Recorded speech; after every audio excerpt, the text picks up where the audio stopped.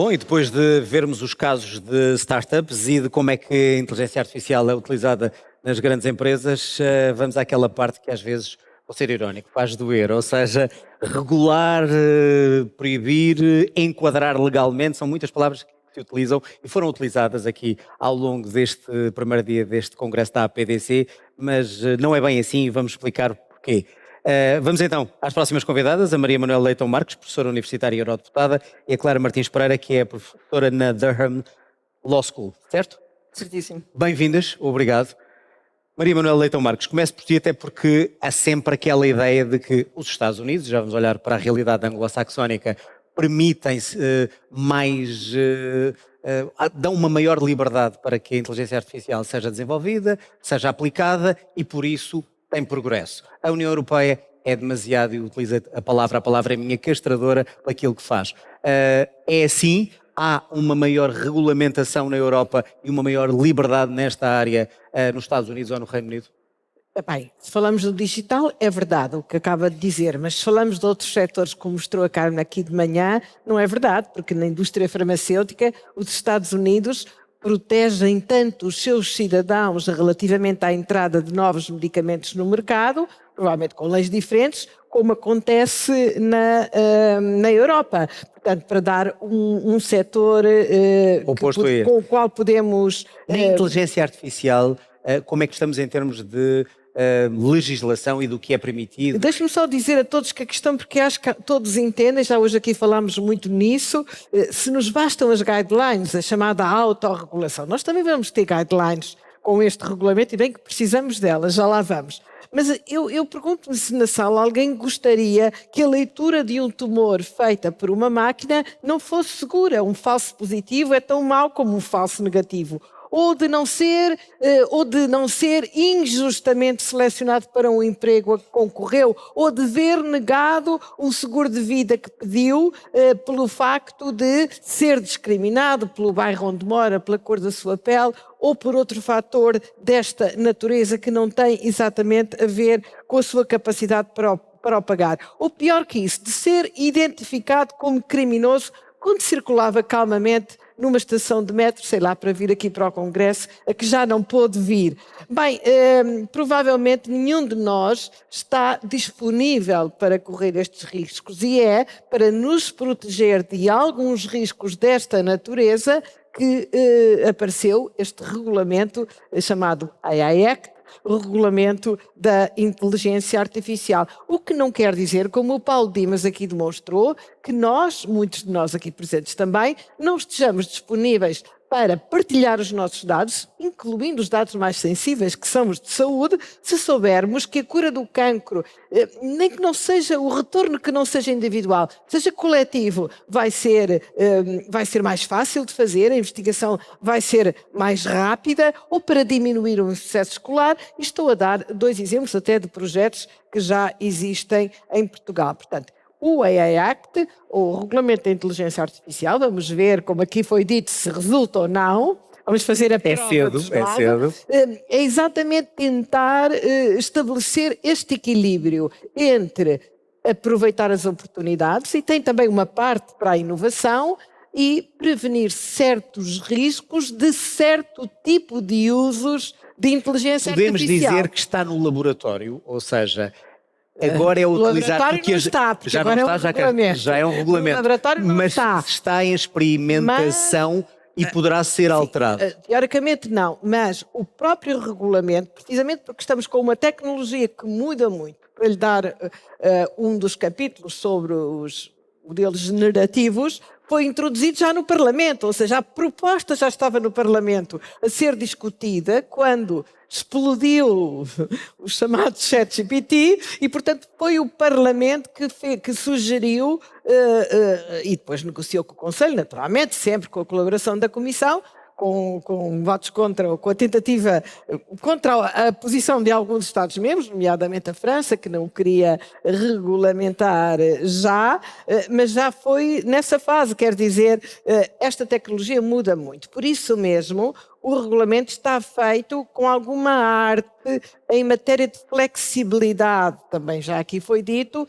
remetendo para atos de implementação ou atos delegados que são mais fáceis de aprovar do que rever o regulamento. Ou seja, rever, por exemplo, aquilo que é o anexo que diz quais são as aplicações de alto risco. Nós podemos ter exagerado na dose ou podemos ter sido demasiado leves nessa indicação. Acha que ainda é muito novo? Vamos ver. Acha que ainda é muito novo aquilo que estamos a legislar?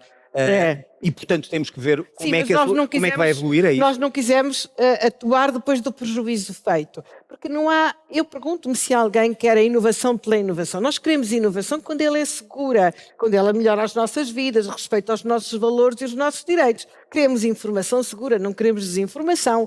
Queremos que os tratamentos que nos dão nos hospitais usando inteligência artificial tenham sido testados, sejam seguros. Ora, portanto, nós queremos inovação em que possamos confiar. Eu acho que este regulamento é para que tenhamos aplicações que está por todo lado, na nossa vida privada e na nossa vida pública, que contribuam, que sejam confiáveis, quer do ponto de vista da vida democrática, quer do ponto de vista da vida de cada um de nós, individualmente considerados. Claro, conhecendo estas duas realidades legislativas, quer da União Europeia, quer do mundo anglo-saxónico, nomeadamente americano, é de facto mais fácil para uma empresa, em termos legais, movimentar-se, avançar e criar? E já agora, qual é o risco que isso traz nos Estados Unidos, por exemplo?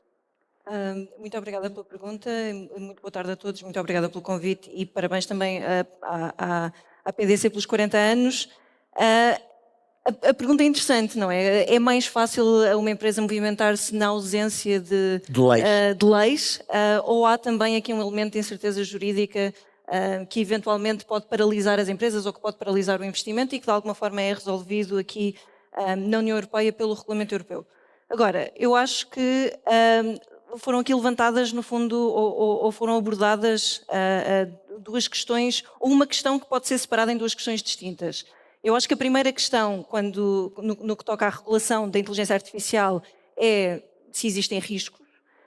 E aí os países são todos mais ou menos unânimes em reconhecer que existem riscos, de facto, e não estou só a falar dos AI doomers, não é? Não estou só a falar do risco existencial que ainda tem que ser medido e que ainda está possivelmente mais no campo da ficção científica do que no campo do nosso dia-a-dia, mas há uma série de riscos que foram identificados um bocadinho por todo o mundo, riscos que se prendem no campo da privacidade, da opacidade de decisões, dos vieses, da discriminação, da cibersegurança, etc. E isso é um bocadinho identificado mais ou menos por todos os países. Depois, a segunda pergunta, que eu acho que é mais interessante, é, estando os riscos identificados, como é que se regula, assumindo também que existe um custo, primeiro que tudo, que existe uma série de ferramentas, existem uma série de ferramentas que estão disponíveis nos diferentes países e que a regulação tem um custo.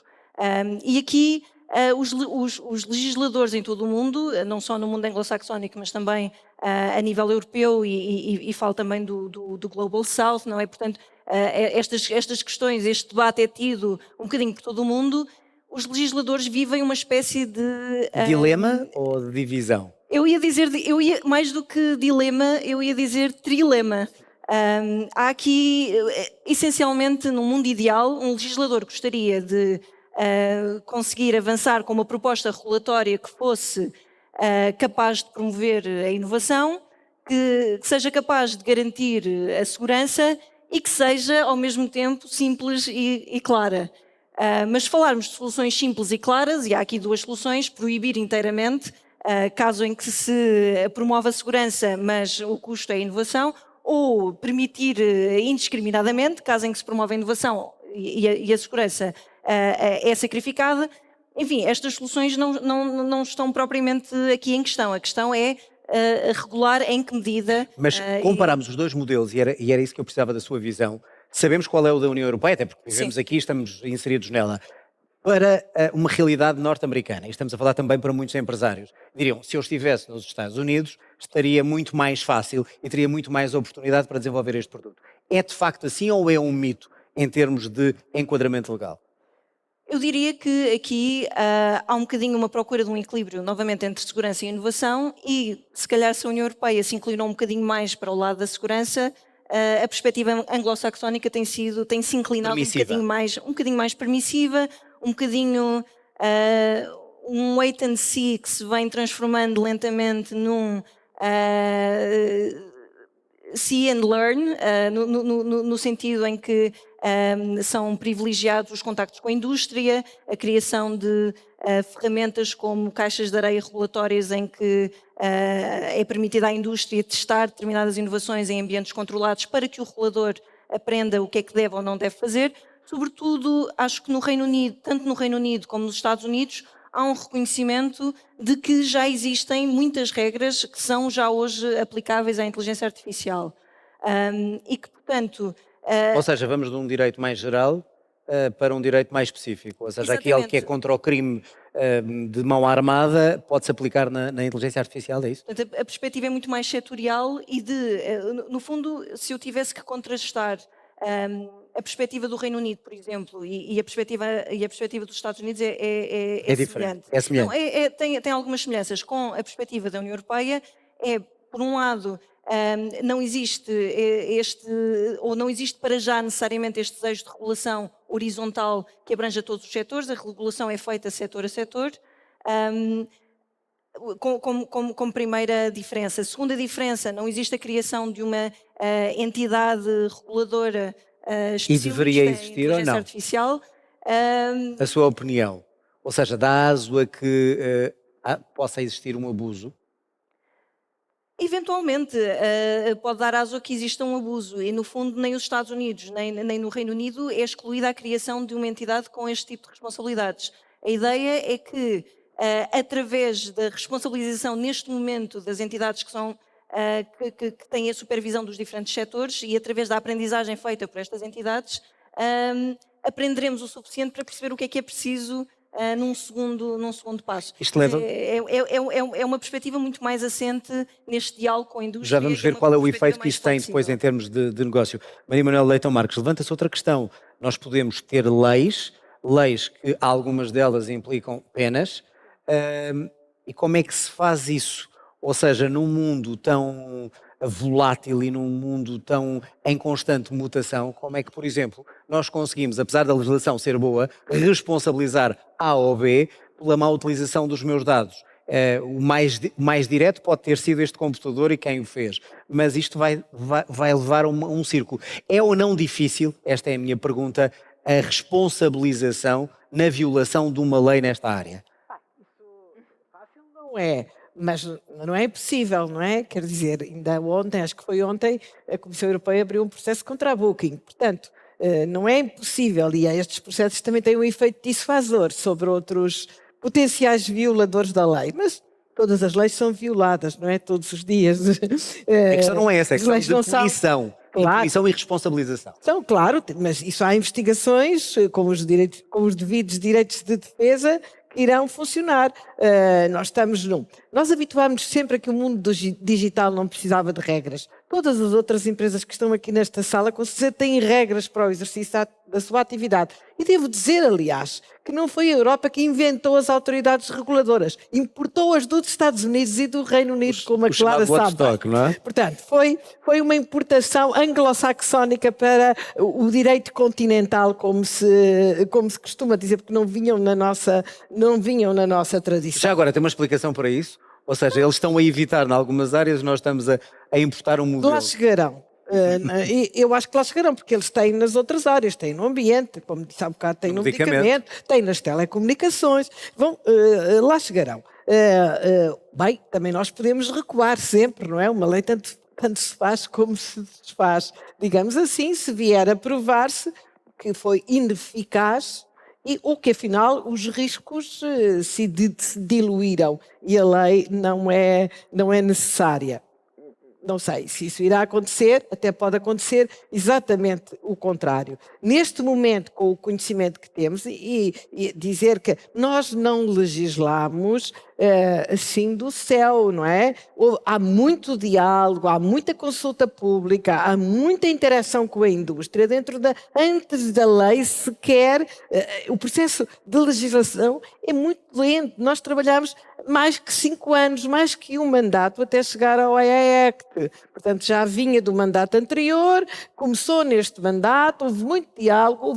Nós temos um comitê especial que esteve nos Estados Unidos, que ouviu imensos cientistas, imensos stakeholders nas diferentes áreas onde a inteligência artificial é relevante. Portanto, isso não caiu do E quando céu. falamos da União Europeia, falamos de muitos países e, como sabemos, em várias áreas há os chamados opting-out, em que têm exceções. Não sei se aqui é o caso Não, e se aqui é não. possível. E a segunda pergunta, não sendo isso possível, o que é que Portugal pode fazer para além da legislação europeia e se faz sentido ter alguma especificidade como país membro? Pronto, eu acho que Portugal tem que investir no seu ecossistema e hoje já vimos aqui, exatamente num painel anterior, com 2 belos exemplos de como Portugal está a investir nesse ecossistema. Queixaram-se da legislação apertada, curiosamente. Sim, não, Estou aqui a tudo fazer cabe nesta do legislação, diabo. porque um dos projetos que aqui foi mostrado pelo Paulo Dimas é exatamente, antes sequer do regulamento ter sido aprovado, Portugal estava a prototipar, ou está a tentar prototipar, um espaço de dados de saúde. Ou seja, quando o espaço europeu estiver montado, liga-se, não é bem assim. Mas está a prototipar, está a trabalhar. Portanto, Portugal pode investir no seu ecossistema, na inovação, tem que o fazer, aliás, no teste, tem que criar a sua sandbox. Em Portugal, cada Estado-membro tem que ter um ambiente de teste, pode investir e tem que investir muito. Para mim é o grande investimento na literacia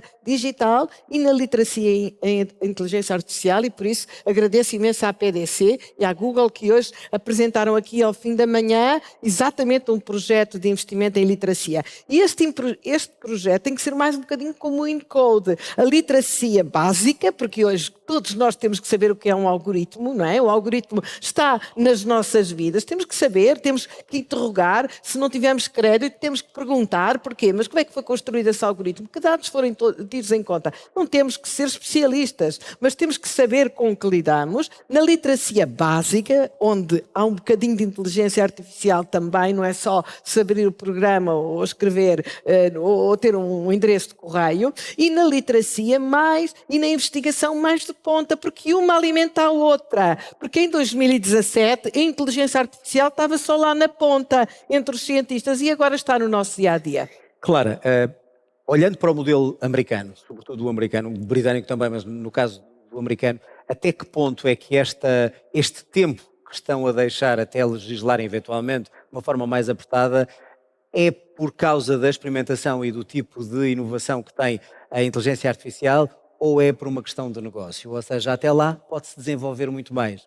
Porque se olharmos para a questão do medicamento, temos uma regra apertadíssima nos Estados Unidos para o medicamento, mas não temos para a inteligência artificial. Portanto, há aqui uma tentativa de desenvolver o negócio e atrair negócio. E a indústria farmacêutica é muito próspera. Sim. Tanto lá como É uma cá. tentativa de conseguir mais atração de negócio e desenvolvimento de negócio numa altura cada vez mais concorrencial, que sabemos o que se passa na China, o que se passa noutras A China ainda vai regulamentar antes dos Pois Estados pois Unidos. vai. A China, de resto, já avançou com a regulação, enfim, específica, por exemplo, das deepfakes. E acreditam que a China vai regular e fazer cumprir a sério? O rumor. O rumor. O rumor, enfim, é o de que a China também está em processo de preparação de um regulamento Não de é inteligência para proteger artificial. os mesmos valores, claro. É aí que eu quero chegar. Exatamente, Quanto aos exatamente. Estados Unidos, é por uma questão económica, é por uma questão de desenvolvimento de negócio, não ser tão apertada já a legislação? Explicitamente. Agora, eu acho que aqui o regulamento europeu tem um papel de grande valor e pegava só nesta discussão da questão da literacia. Há um problema aqui há aqui um gap de confiança ainda que é preciso preencher de as próprias pessoas ainda não terem a confiança na inteligência artificial que um movimento regulatório como o Regulamento Europeu pode eventualmente contribuir para colmatar. Por exemplo, há relativamente pouco tempo, a European Securities Markets Authority, a ESMA, publicou um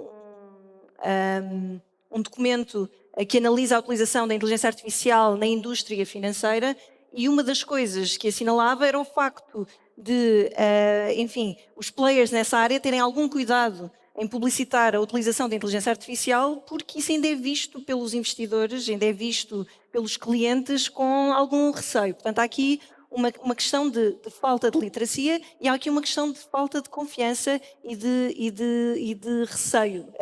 E de alguma forma o EU AI Act vem responder a essa Não podemos questão. estar a criar com a legislação e com os blocos que legislam nesta matéria paraísos de inteligência artificial, como temos de paraísos fiscais, para onde irão algumas empresas que não são preocupadas com isso. Podemos estar nesse caminho?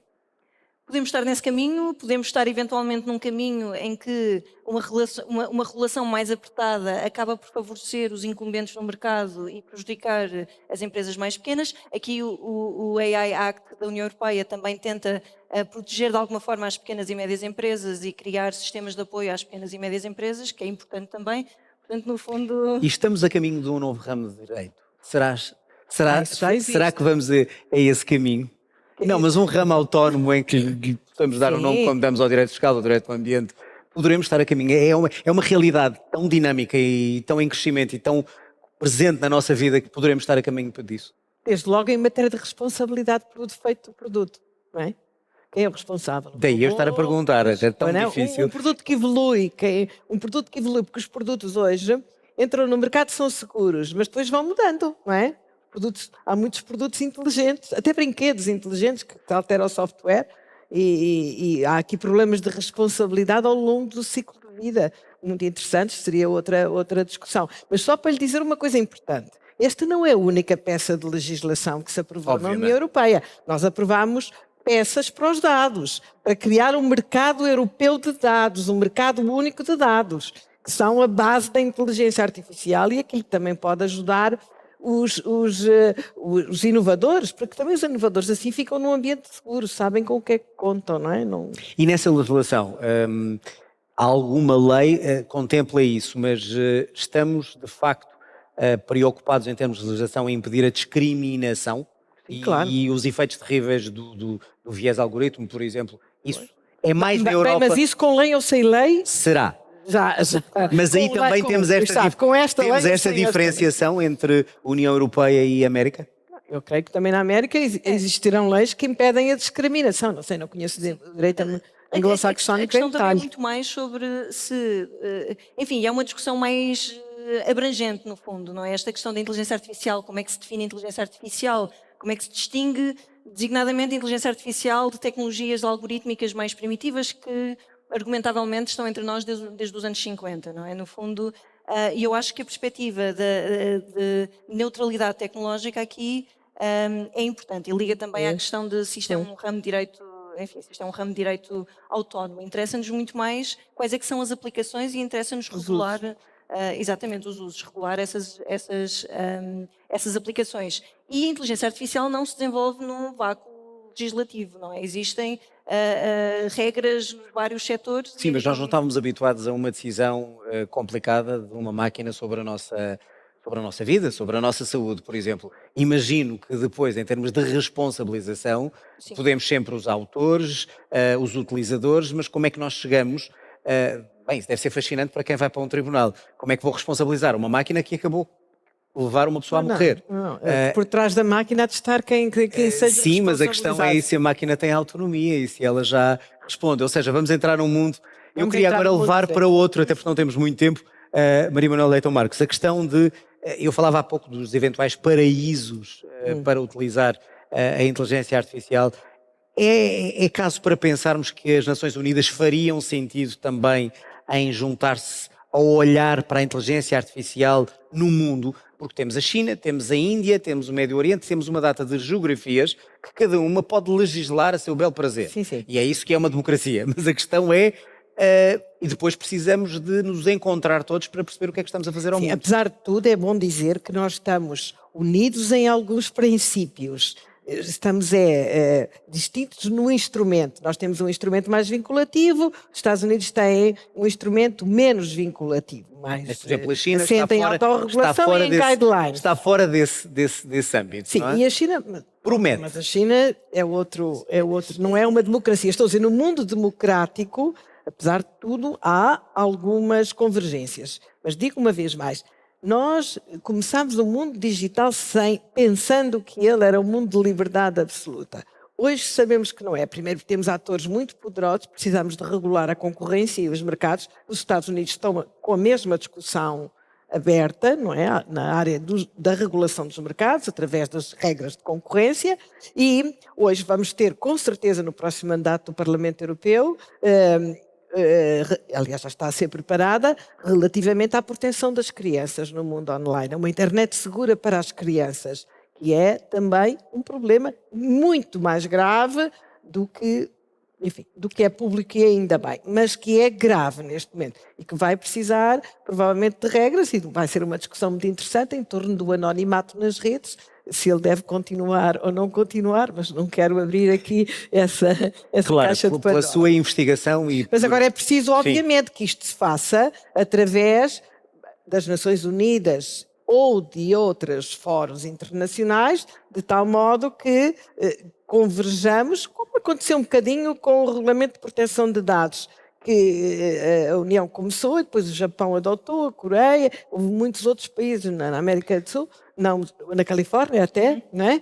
Portanto, se foi estendido a muitas outras partes do mundo. Era bom que aqui também esse efeito Bruxelas viesse a acontecer, vamos ver se sim ou não. Claro. E eu ia só acrescentar também numa nota mais otimista, os Estados Unidos e a China estão neste momento reunidos em Genebra a discutir princípios comuns de regulação da inteligência artificial, ou seja, há aqui algum esforço de convergência que terá que ser necessário, particularmente à medida que as coisas vão avançando e eventualmente riscos existenciais que hoje nos parecem muito distantes passam a ser eventualmente mais urgentes. Falámos aqui de muitos perigos, de reais e de outros que são ficcionais, ou seja, as máquinas passam-nos a dominar e elas é que mandam e elas é que decidem isso tudo, mas também falámos do outro perigo real, que é, enquanto nós estamos a falar de como é que é certo e proteger os cidadãos de empresas responsáveis, cidadãos responsáveis,